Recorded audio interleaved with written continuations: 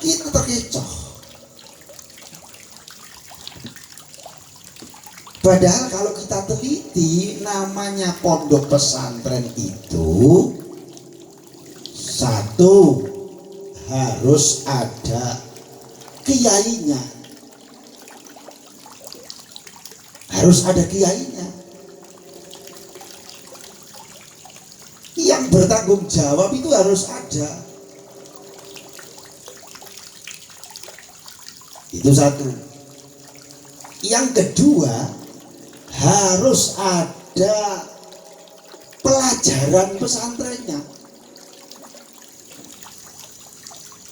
Pondok pesantren itu dari dulu sampai sekarang dan sampai seterusnya tidak bisa lepas dari yang namanya pelajaran dan pesantren. Apa itu?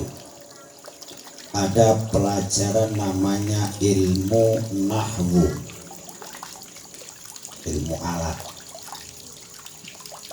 Di sana ada ilmu nahwu, ilmu alat yang paling dasar, namanya ilmu jurumiyah. Nanti kalau sudah bisa diteruskan lagi, mungkin Imriti apa Umar Yoto itu pengrono harokate. Walaupun dosen, kalau nggak pernah mondok sulit. Iki Imriti apa Umar Yoto sudah jadi dosen masih pelo, masih gap. Kenapa? Biar dia tahu mondok tapi gak tahu budal belas. Pas pelajaran jurunya mesti ngantuk. Lah kok iso ora paham babar kecepok. Belas salah paham. Mestinya kalau tidak paham itu jangan kamu terus ora diterus. Ini kelemahan, ini kekurangan saya.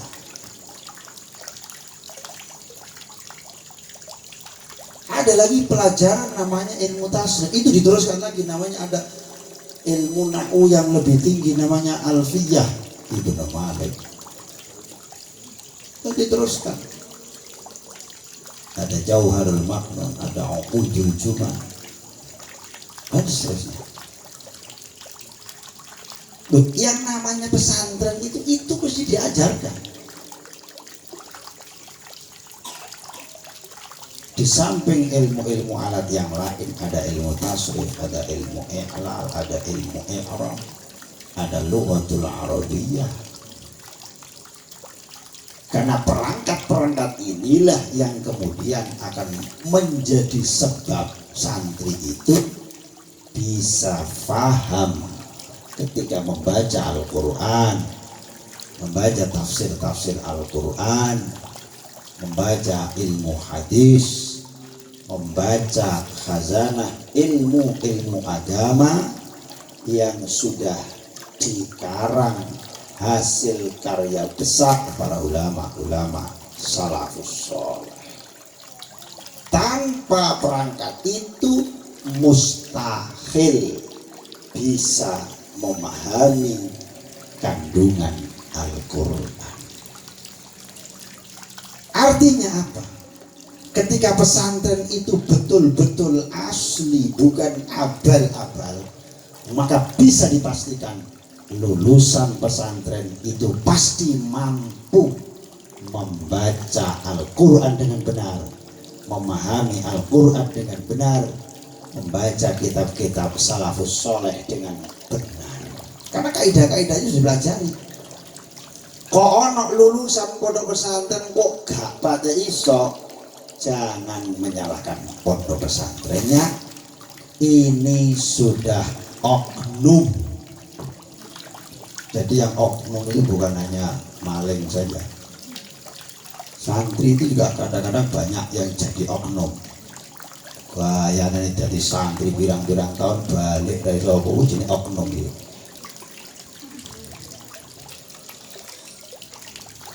Moga-moga yang ada di Kenikir tidak ada yang begitu. Allahumma. Kalau ada diem saja. biar gak konangan saja.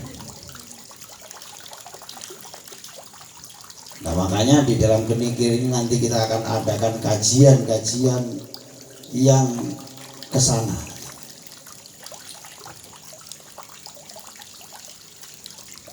Ngaji bareng di Kenikir itu dengan versi yang macam-macam.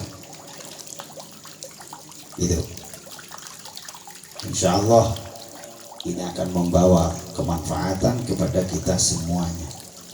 Lah sekarang ini banyak bermunculan pesantren, tetapi di dalamnya tidak diajarkan ilmu tentang kepesantrenan itu.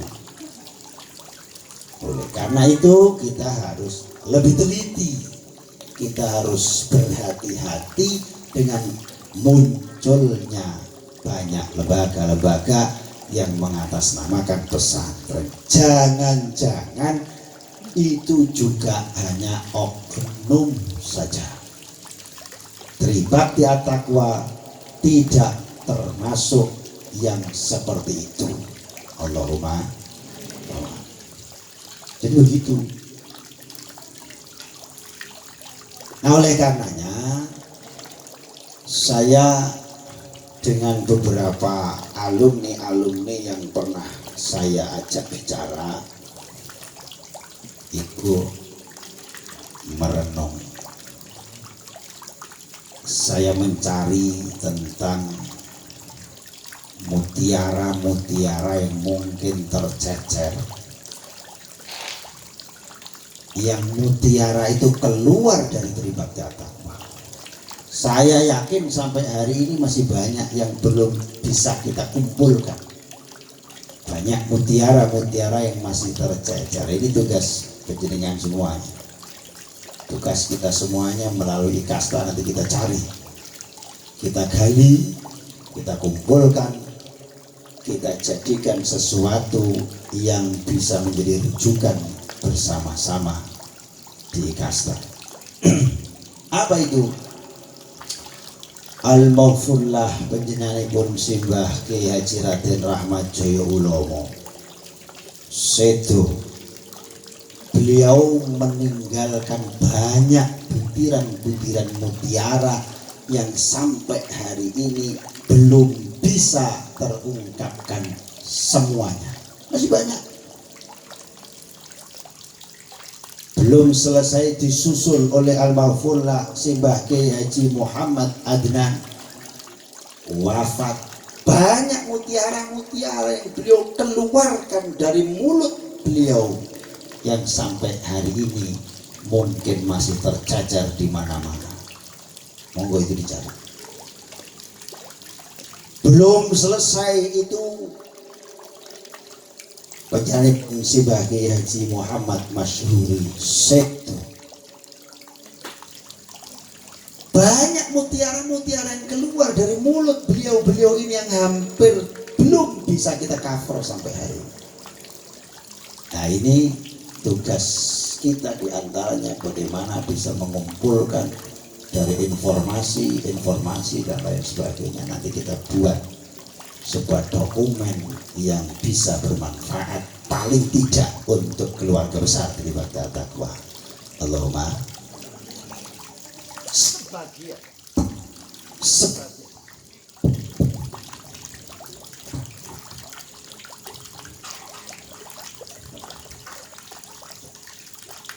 sebagian daripada mutiara-mutiara itu malam hari ini Simbah Kyai Haji Raden Rahmat Jaya Ulomo pernah menyampaikan kata-kata mutiara.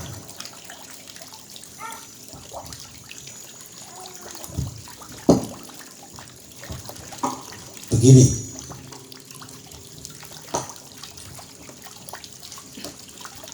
Pagerono Tribakti At-Taqwa kelawan Tribakti At-Taqwa. Kembali lagi, Pagerono tribakti at-taqwa kelawan tribakti at-taqwa. Ini salah satu. Mungkin di antara panjenengan sudah ada yang pernah mendengar itu. Tapi saya yakin masih banyak yang belum mendengarkan hal-hal seperti ini. Dan mutiara-mutiara ini tercecer di seluruh Provinsi Lampung yang perlu kita telusuri, kita amankan kembali untuk bisa bermanfaat sebagai renungan kita bersama-sama. Itu kata-katanya pendek. Santri-santri dikumpul ke diomongi karo Mbah Joyo, ger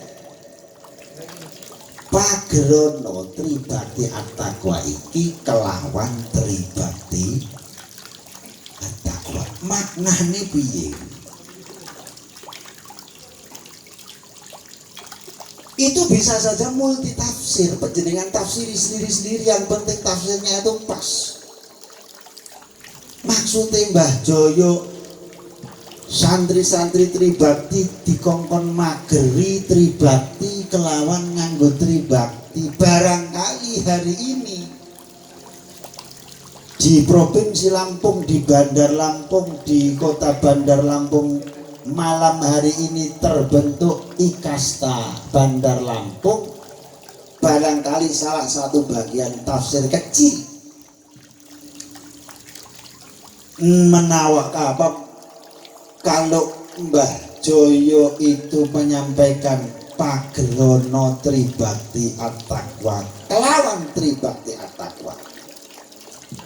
Mungkin salah satu penafsiran kita malam hari ini sesuai dengan harapan yang disampaikan oleh beliau. Alumni-alumni untuk wilayah Bandar Lampung sudah membentuk pager-pager tribakti dengan menggunakan alumni-alumni tribakti yang hari ini bertemu, berkumpul bersama-sama.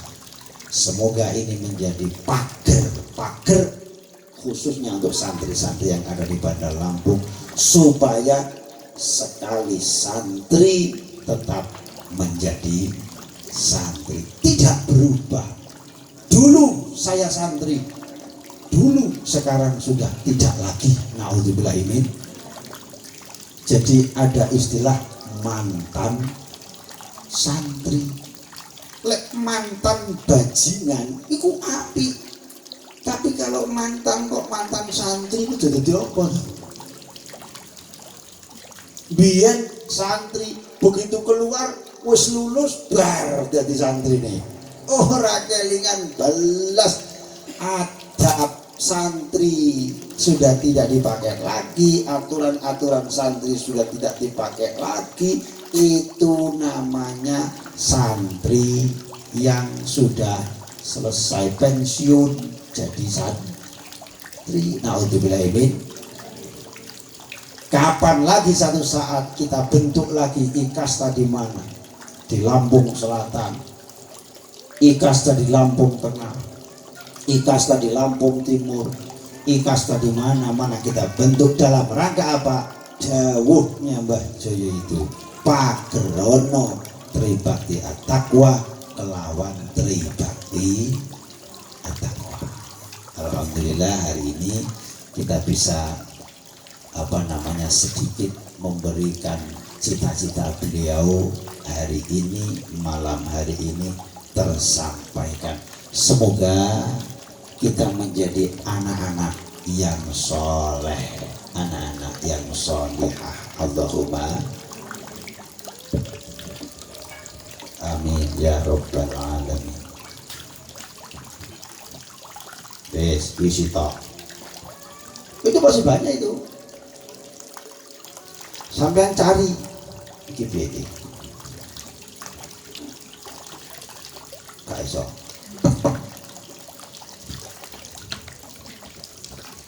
Tugas kita untuk mencari tahu. Kalau sampean tahu, oh di sana ada orang yang dulu pernah jadi santrinya Mbah Joyo. Terus cerita, Mbah Joyo dulu itu pernah menyampaikan begini, catat, ditulis. Nah, nanti akan kita bentuk sebuah apa ya, buku kecil gitu lah. Dawe-dawe Mbah, banyak itu. Dulu tidak sadar kalimat itu biasa-biasa saja, tetapi 10 tahun, 20 tahun hari ini, Masya Allah, ternyata apa yang beliau sampaikan dulu itu sangat relevan untuk hari ini. Coba, Pagerono tribakti atakwa kelawan tribakti atakwa. Kalau santri mutakhorijin dari tribakti tidak mau membentengi dirinya sendiri, apa mungkin lulusan di luar tribakti akan membentengi tribakti at-taqwa? Betul mungkin. Itu Mbah Joyo sudah wafat tahun 1989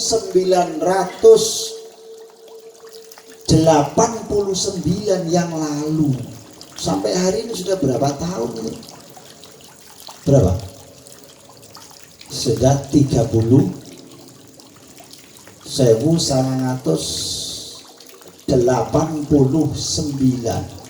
seto. Berapa? Sampai hari ini tahun 2020. Piro ya? Berapa? 31 atau 41?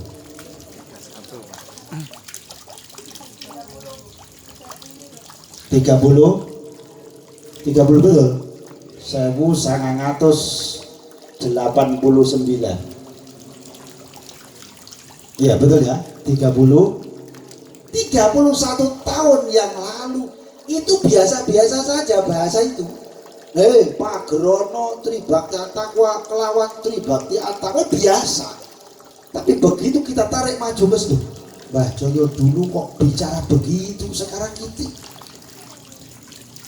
Monggo niku, itu pentingnya kita berorganisasi di Ikasta, salah satunya itu. Nanti kalau sampai ketemu dengan orang yang mungkin sudah tua, dulu pernah bersama-sama dengan Mbah Joyo, mungkin banyak mendengarkan kata-kata beliau yang itu merupakan mutiara yang terpendam. Hari ini kita gali dan sama-sama nanti kita jadikan sebuah kekuatan secara rohaniah untuk menjadi santrinya Mbah Joyo yang semakin militan. Allahumma.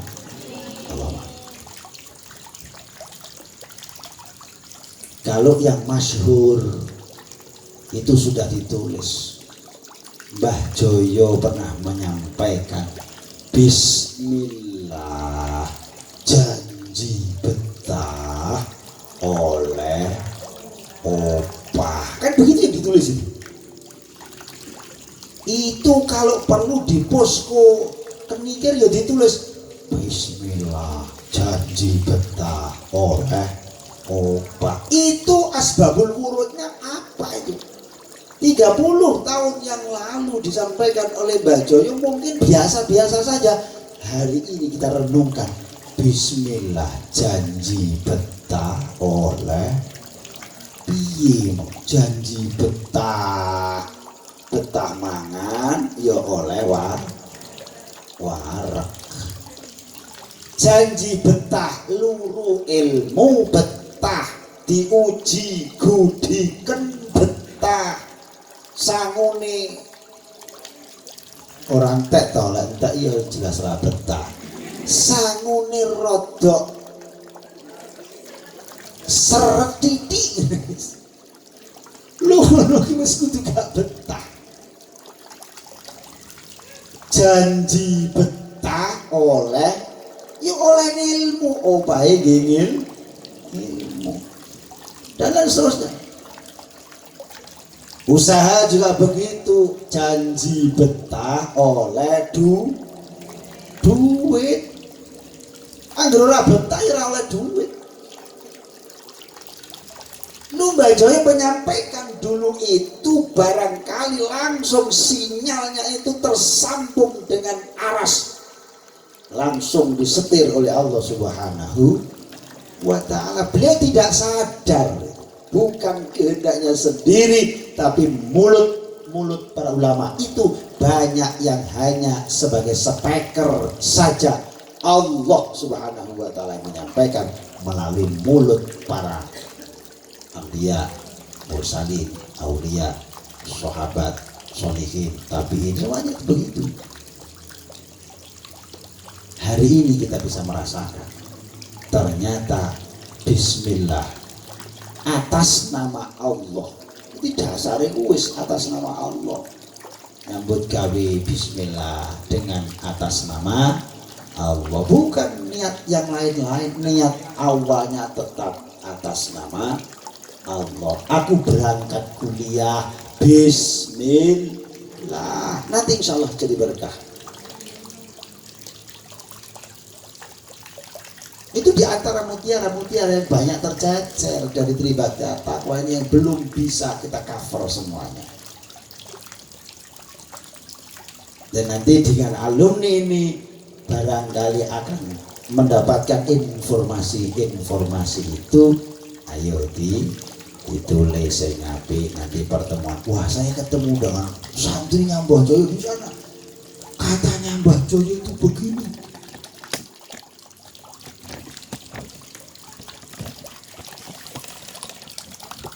Dah.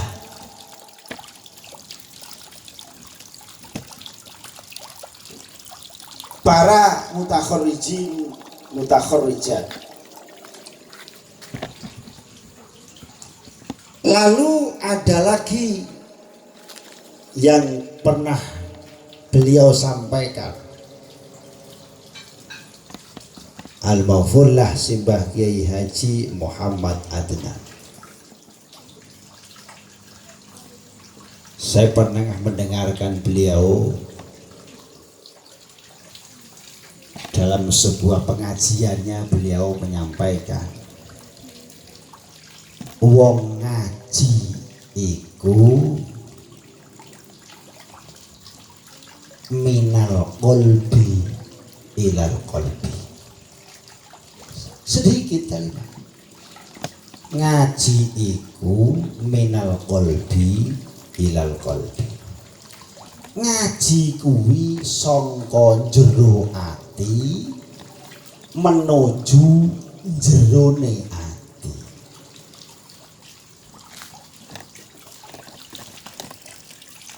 Ini kata-katanya cukup pendek, tapi monggo kita itu berpikir, kita pikirkan betul-betul. Ternyata kalimat ini juga luar biasa. Ngaji kuwi ora mung teko mulut sampai ke telinga, tidak, tapi ngaji itu dari hatinya seorang guru masuk ke dalam hatinya seorang murid. Insya Allah kalau begitu itu ilmu ini manfaat tenanan. Kalau kita sedang menjadi guru, bicara, sampaikan kepada murid-muridmu dengan melalui hatimu. Cuma rusuk penting tak ulang balik bayaran, goblok terserah. Pinter urusan, sing penting tak ulang. Bar aku oleh bayaran. Lha guru Tribakti kok kaya ngono. Nek guru ge golek duit ora usah mulang, kesuwen. Bakul mobil lu gelis. Nek bangkrut ya cepet. Tapi ndek kanca masalah. Nek badi ora kaya bakul mobil, tapi nek kadung bangkrut depipi. Brengos iki berontok. Itu kalau hanya ingin cari duit begitu. Tapi hidup ini tidak begitu. Doa kita adalah fid dunya hasanah wa fil akhirati hasanah. Loh, ini pentingnya berorganisasi, berjamaah, diniyah, berikasta menjadi sebuah kepentingan, karena ini menjadi media yang sangat bermanfaat minimal untukku, anfusakum wa ahlikum.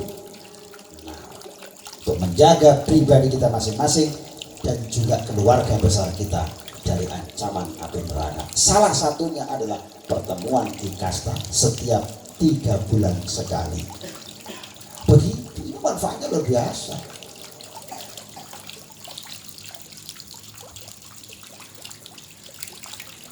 Jadi yang namanya belajar itu, berdakwah itu minal qalbi ilal qalbi. Bagaimana supaya yang keluar dari mulutnya seorang guru itu betul-betul dari dasar hati yang paling dalam, karena Allah. Panggilannya itu karena panggilan Allah Subhanahu wa ta'ala, sehingga anak-anak santri, anak-anak muridnya yang diajari ilmu itu bisa masuk di dalam hatinya santri itu. Orang mau gurune muni ana suarane kupinge santrine krungu, wis akhirnya mung pinter tok tetapi akhlaknya tidak berubah, kecerdasannya bertambah tapi kemanfaatan dan keberkahan ilmunya tidak ada. Kenapa? Karena mungkin bicaranya tidak dari dalam hati, kemudian yang nangkep muridnya itu juga tidak dengan menggunakan hati yang bersih. Maka beliau sampaikan, wong ngaji kuwi minal qalbi ilal qalbi. Saya juga pernah mendengar beliau menyampaikan, aku luwih seneng duwe santri saithik ritek gak apa-apa, sing penting mentes daripada santri akeh opong-opong. Itu bahasa itu kan biasa-biasa saja. Tapi kalau kita renungkan pada malam hari ini, Mbah Tenan menyampaikan, aku luwih seneng santri gak usah akeh-akeh, saithik sing penting mentes daripada akeh gabung-gabung. Nek kula terus ke lale aku yo duwe pengen sing seneng duwe santri akeh banget tur mentes kabeh. Iku nek diteruske ngono kuwi. Nah, untuk menjadi mentes iki kan yo angel. Harus berani jomblo berang-berang tahun jarene Pak. Terus sambutan iki lho. Ojo kesusu dhisik, teruskan, sabar dulu. Saya ingat Mbah Joyo lagi.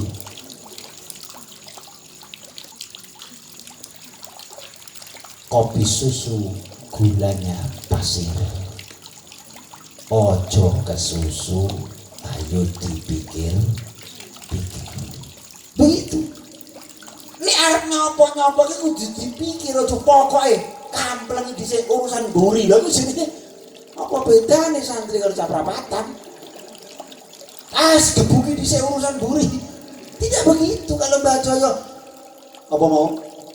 Kopi susu gulanya pasir. Ojo ke susu, ayo dipikir dhisik. Buat pokok wedok digotong ya. Akhirnya keluarganya tidak sakinah, mawaddah, warahmah. Sing wedok ya ngono, pokok agar lanang gagah gede dawur gawanteng. Dompete kawandel gelem. Ternyata dompet di sini papir. Apa? Iku gak ngono, harus kopi susu gulanya. Jawa Mbah Joyo iki wis karo guyon tapi bahasa dirasani dina iki kok guyone Mbah Joyo zaman 30 tahun yang lalu. Hari ini itu betul-betul menjadi mutiara yang terpendam. Lho niku mau digoleki. Nanti kita catat dari kenikir ini menghasilkan ini. Patah niku.